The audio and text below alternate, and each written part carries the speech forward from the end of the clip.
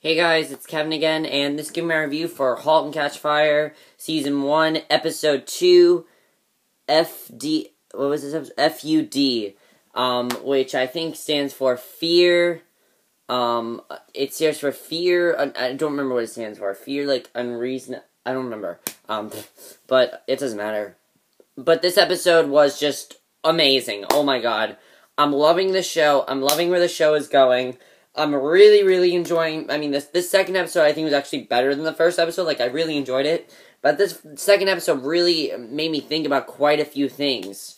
There are a lot of things that I'm wondering about, and there's and I love that the show is really not telling us a lot, because it wants us to keep us guessing, and I like that about the show. So, the show's actually sort of becoming sort of a mystery show, and we'll get to that, but let's get to this episode, because overall I really did enjoy it. So, we see Taylor, remember that whole, the last episode ended with, Joe, Gordan, and Cameron. They were sitting in a boardroom. They saw all these, people come in approving of their company. And we see Taylor, he's an IBM lawyer. And he asked Gordan when Joe came to him about the idea to reverse engineer the IBM PC. And Joe lies about this. He says he was asked to work on a PC project by his bosses, nothing to do with IBM, which is not true because we remember in the beginning of the last episode, Joe used to work with IBM, but he quit. And the IBM lawyers then grill Cameron on being hired to recreate their BIOS code, and she says their BIOS is garbage, and she would never copy it. And she says she won't look at their binder, and they ask Gordan why him and Taylor insults him and asks him how his failures qualify him to spearhead it. Basically, they're being, deeply questioned here, because these people need to make sure that these people know what they're doing, that they're on top of their game, and that they actually, they know what they're doing and they can run this business. That's what they care about. So they tell Cameron if she does open the binder, she'll be the first to go to jail. Which that's really important, because I have a feeling this show is going to end with I think this season is going to end with someone going to jail. And Joe tells John that he's up and says to be calm and keep his story straight. And John is still very angry and says he still may kick his ass. And Joe sits in a conference room when Dale comes in. And Dale asks him, about why, and Joe says they have stayed in bounds and slides the BIOS code to him, and says Cameron is writing the fresh code. That's what they've decided to make her do, and he tells Dale he knows the legal loopholes as well as he does based on what he did to Compag. By the way, remember how I said this show is a lot like Mad Men? This episode, not really. It's really not like that. It's a little bit darker. I like him. I think it's actually better, though. So Dale asks where he's been for the past year and asks if he's told his new friends about it. And he then threatens to sue them just for the hell of it. He doesn't even want to. He just does it just because he wants to. And Joe says if they have one lawyer that they are sticking with, and it does go on trial, IBM will lose because they have nothing. They literally have nothing. And he wishes them a nice fight. And Joe tells Gordan and Cameron that they are golden, and Cameron asks exactly what they're building, and Joe goes to a whiteboard, doodles something, and they look very surprised. We don't really know what that is, though. We find out later. So Joe has written double the speed and half the price. Gordan says that's literally impossible, and he says the next machine will be faster or cheaper, but not both. He asks if he's not talking about pure megahertz, and then he starts scribbling. He says Joe has an interesting idea. Cameron, though, is arguing about this, and you know what I like about this episode? We really got to see a lot more Cameron in this episode, and I said that was a problem for me in the first episode, but as I said, Cameron had a lot more to do in this episode. I'm enjoying her character more, and I really like that we saw a lot more of Cameron in this episode.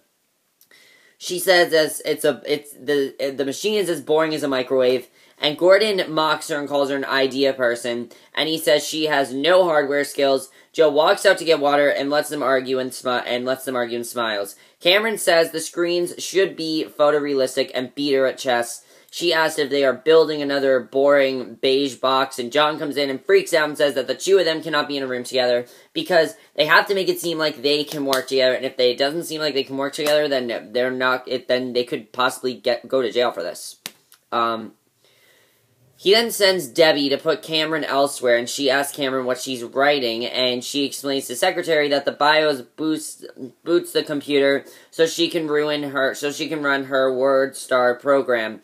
And Cameron is taken to a clean room. It's a room without a desk, with a desk and a computer. And Debbie tells her there's a sale at a clothing store all weekend, implying their stuff isn't nice enough for the office. Because Cameron really does not look like she's dressed for an office. She's wearing, like, a tank top and, like, leather pants. She's not really dressed for an office, so she has to buy fancier clothes, and that's what she wants to do. And Cameron's a little bit offended, but she ignores her because she figures, you know what, I'm in this company, I need to work my ass off if I want to do well at this. And Barry, the lawyer's there, and says he has to stay over there while she writes codes to make sure she isn't in touch with the, tainted engineer. And she asks if he has to be there while she writes, and he says the whole time, so they can maintain the Chinese wall. He then takes a seat and opens a magazine. So John then introduces Joe to the bullpen, and says he's the new senior product manager, and at their new personal computer division. He says Joe is sort of from IBM and has made quite an impact, and Joe thanks him and says it's John's faith, foresight, and brass balls that got them there. He says Cardriff will be an industry trailblazer and asks for a round of applause for John, and the group claps. Joe tells them the rumors are true and the change is coming to Cardriff, and they all have a role to play in the bright future. I really am enjoying Joe's character. Like, seriously, he can give a really good speech. It's a lot like Don Draper. I still think he's a lot like Don Draper. And he says there are 2 roles for the new PC division, and here are the 2 roles. 1, let's have a lot of fun. 2, let's make a lot of money. And he says if we get one of those 2 right, we may change the way people work, live, and interact with each other. I don't know about you guys, but I think that is a great presentation because it's true. I mean, what do you think of when you think of a computer? I want to have fun. I want to have fun with it. You know, it'd be fun with them. There's never a job you want to work at. The one thing you want to do when you work at a job is have fun. You want to have fun on a job. Even if it's like the most boring job ever. You want to have fun with it somehow. So that's great. And also, of course, you want to make the moolah. So I like that. But Gordan looks less than impressed. Debbie then comes for Gordan. She brings him into an office and says it's his. He samples a hard candy from the bowl and looks at his window and then fiddles with his lamp. So Joe comes in and says he's moving up in the world. Gordan calls him on quoting Steve Jobs in his speech, and Joe tells him to go home and get a good night's sleep because tomorrow he starts building. And Gordan drives home happily singing Lido along with Boz Skaggs on his radio, and he's in a great mood.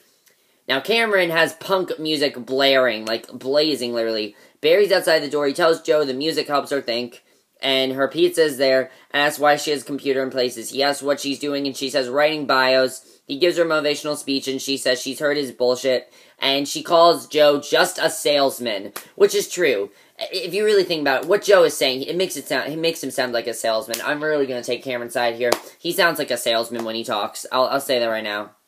He really does. She slams the door in his face, turns her music back up, and while she munches her pizza. So Gordan comes home and tells Donna that they're going to be okay. He says they played IBM out the door, and he starts building tomorrow in his new windowed office. She kisses him and calls him Big Shot. He asks where the kids are, and she says they're playing next door. They then have sex, and after they have sex, she asks, she has to take Joni to the dentist tomorrow, and he asks her to stop by the office tomorrow, because he wants her to stop by, because he wants her to see his office. And she asks who they got to write with the bios, and he, of course, says Cameron. What he doesn't tell her is that Cameron is a girl. That's not what he doesn't tell her that. Probably because he's afraid that she would think that he would, like, cheat on her or something, because, their marriage is not, even though their marriage is good, it's not in the strongest place. So she probably, he was probably thinking, if I tell her it's a girl, she might not be as willing to let me work this company, because, she really did not want him to do it. The only reason she's doing it is because she wants to repair her marriage. That's the only reason why.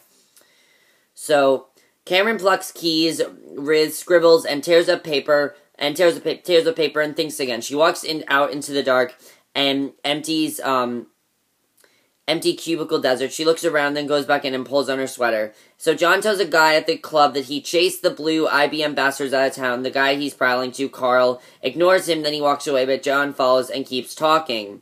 And he asks Carl if he's going to kick in for the player recruitment. And he asks how their systems are doing and offers him some upgrades for him. So then we see Cameron's in the basement storage room and with a whiteboard hard at work when Joe finds her. He sneaks up and slams something. He startles her and tells her this is not her playground. She can't do whatever she wants, which is true. She can't do whatever she wants. She has to work hard here. I mean, she even drew a picture of a testicle. Like, seriously. She has to work hard here and do a job. That's really true, what he's saying. You can have fun, but not that kind of fun.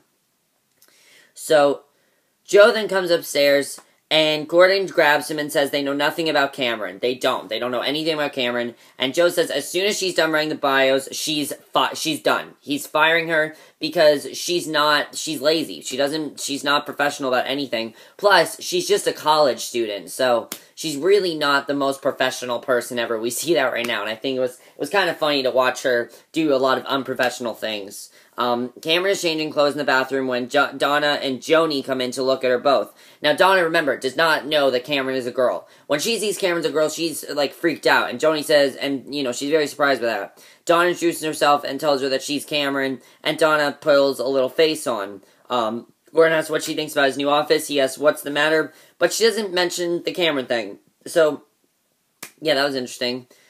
Then we see that Cameron is back in the basement, chugging soda and listening to her Walkman. She's not listening to Joe. And Joe shoves her, and she slops soda on herself, chews her out, and says she's out of time. He tells her, look at the bios code, and says they can work on her big ideas later. She says if she looks at it, she'll go to jail. And he says the IBM knows that she's going to look at it, and that she needs to just change it enough to keep them from being sued. So Don and Gordan are eating dinner, and then he tries to clear the dishes, but she doesn't want him to. He asks if she was late back to work, and she says it was okay. She says it was okay, and that her boss didn't notice. Then he brings up the fact that Cameron's a girl, and he doesn't know why he let her think she was a guy, and he says that Joe hired her, and it wasn't his choice. He says she's weird, and Donna says she met her.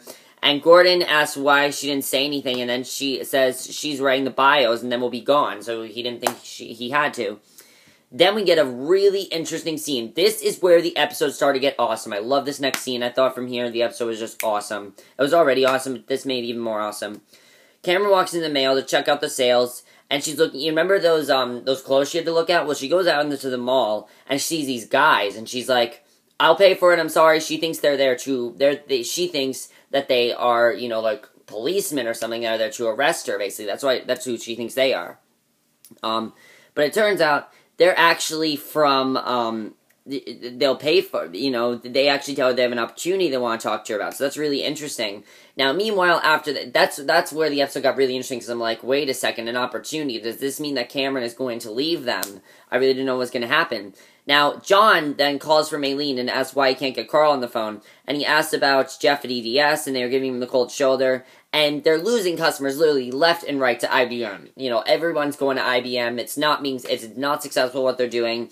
And Joe tells him they're being raided. And John takes a call and tries to talk a customer down. And Gordan comes and tells John that Texas Communications is also dumping them. And Joe says to let him talk to them, but John says he's been there 10 days and knows nothing. So then when he's in a meeting with John, Gordan, and others, John pleads with Carl to keep their business. He tells him to go to IBM, but remember that it was him that computerized his outhouse of the company 15 years ago. So then we see the accountant Alan crunches up some numbers and says they've lost 15 accounts representing the 68% of their killing. And again, this is really awesome because he then says that Joe is one of those guys who went out and read Capture in the Riot too many times, decided to shot a beetle. But then he says he's the beetle, that Joe shot all because he reads his article in a magazine and made a plan without stopping to think. He then goes downstairs, and, we can see there's a lot of tension between Gordan and Joe, and I like that. He then goes downstairs, he's searching for Cameron, but of course she's not in the basement, so he tears up the room looking for the BIOS book, and he's screaming, where is it, where is it? And he tears open file boxes and is going nuts, and Gordan comes in and asks where she is. And he asks where the binder is, and he asks if he gave her the binder. And Joe tells him that Gordan basically told him to give it to her to get them back on track. And Gordan says they're going to jail, so they're really worried now. Gordan says she's not there or on her terminal, and says she's gone. But then he looks at her whiteboard and stops talking. He tells Joe to look at it. Joe calls it a mess, but Gordan says it's brilliant. And he says she shortcut the steps and says it's brilliant again and again. So she actually did do the job for them, which they find out, which is very interesting. So Joe then goes to this electronics store guy, And at first it seems like they're just having a normal conversation. And this guy says he's going out of business, says he can't remember the last time he had a customer. And Joe, can relate to him, so he's kind of pissed off at this guy. He asks why he's going out of business. He says he doesn't know and says good quality, but people just didn't want to invest.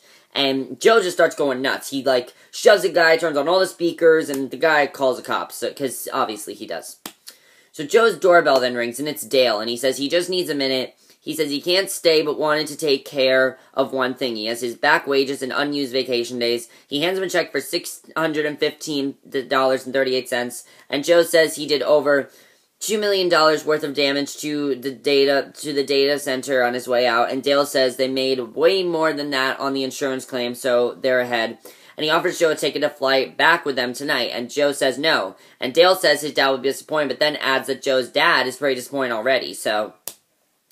Dale looks around the apartment and says he may like it out here now, but let's see what happens when they find out what you really are. That's really important, because here's where we start to find out that Joe is definitely hiding something.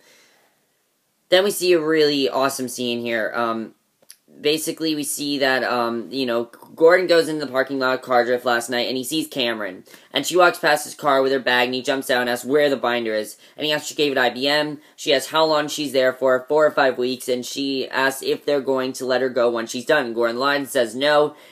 They keep lying because, obviously they want to keep her, so they lied to her. So Joe then peels into the lots and hops out, babbling about portability, and Gordan then, so Joe then peels into the lots and hops out, babbling about portability. He says people need to be able to take it anywhere, and he says it needs a handle, and then Gordan mocks him, and he talks about the whole thing with, what a unique revolution, or whatever he said in the last episode, and Cameron says that's great, a piece of shit copy out of a beige box with a handle. And Cameron says she's never... And then Gordan tells Joe that Cameron gave the binder to IBM, and Joe's jaw drops. Now, Cameron says she never actually did that, and Gordan asks where it is, and says it doesn't matter since they were going to fire her about the bios anyway. And Gordan asks if she can't blame them, and she tells him that now she knows the truth. She also tells him that IBM offered her a job to triple the salary. And Joe just goes ballistic over this. He is so surprised. He literally is going ballistic and tells her it's a terrific place to work. And then Gordan and Joe get into a huge fight. I was surprised. So it's literally a big physical fight. And says he's ruined a bunch of lives by coming there. And Joe tells him that his balls were in a box on his wife's bedside table, which is the ultimate insult, really. It really is.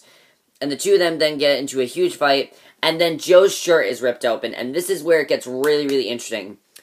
Joe has a lot of scars on his chest, it turns out. And a huge one across his, he has a huge one across his stomach, a lot of scars. And he tells them that when he was 9, and says there were some bullies at school who used to chase him. And he says he cared about Sputnik, not the New York Giants. He says that no one told him about that the adults are supposed to be ashamed of those feelings. Science over sports. He says he missed the greatest game ever played because he was hooked to life support machines at St. Peter's. He says he doesn't blame the boys. They doesn't think that they meant to chase him off the roof. And Joe says after IBM, he went across the country looking for answers, but then found Gordan's article on open architecture, and he says that article made him like that passionate kid again, and he couldn't stop thinking about it. He says he followed to Comdex and watched while they chased Gordan down his beautiful machine right off the ledge. Joe says that he thought they could do it because they are all 3 reasonable people who want to change the world to fit them and not the other way around. Now, that's very important because they really are unreasonable. Joe's unreasonable in the way that he's just unreasonable person. Gordan, because of they're just all unreasonable in their ways. Now, Joe says he wants to and must believe it. He says he will be there at 7 a.m. to keep going, and he says they both need this just as much as he does. He gets back into his car and he drives away. Now it's the next day, and this is a very important scene. This is very, very important, and I'm really interested in seeing where this is going to go. Because then we see Joe's in his office and he sees Cameron. And Cameron comes in and asks him about the greatest game ever played. And she says she knows that game. And she says the game was December 58. And Sputnik came down a year before that. So he says, is that right? So basically, Joe lied to them about this. So there's a lot of things now that I'm wondering. 1, How did Joe actually get those scars? I think there's something that he's not telling them, and I like that. I thought it was like, okay, they're going to reveal this already, but now it turns out that's not the truth at all. There's no Sputnik or anything, so how did he actually get those scars? Maybe it could have been from bullies, but why did he get those scars? I want to know how he got the scars. Also, is Cameron going to take that other job opportunity? Because as we know, they said, we want to talk to you about an opportunity. So do you think Cameron will actually take it? I don't know. We're going to have to see what happens there. Also, is, what did, oh God, what was his name? The guy that visited Joe, what was his name?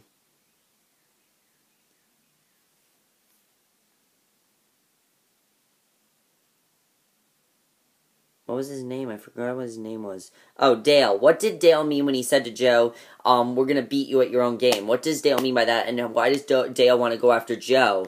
I'm very interested in that as well. What's going to happen with Gordan and Donna's marriage? Do you think that Donna trusts Gordan? I don't think she trusts Gordan now because he lied to her. And I think he should have been honest with her because it would have been a better thing to do. We'll have to see what happens there. But overall, I am really enjoying this show. I'm really enjoying this show now. I actually enjoyed this episode a little bit more than the first one. I really enjoyed the first episode. I'm not saying I didn't enjoy it. But I like this episode actually a lot more. Just because of the fact that I just thought it was, one, I thought it was better. It was paced very, very well. The pacing of this episode was really good. I'll say that. And the second reason I really liked this episode so much was just because it was just a really, really great episode. I really liked hearing about the thing with them losing customers. It's going to be really interesting to see if they're successful with this company. And I'm really interested in seeing if they're going to be successful. And I'm really wondering about Joe now. And it's just a very interesting show. So that's it for my review. I hope you enjoyed it. And I'll see you guys in my next video, which will be my review for 24 and also the pilot of Murder in the First. So I'll see you guys for that. Okay, bye.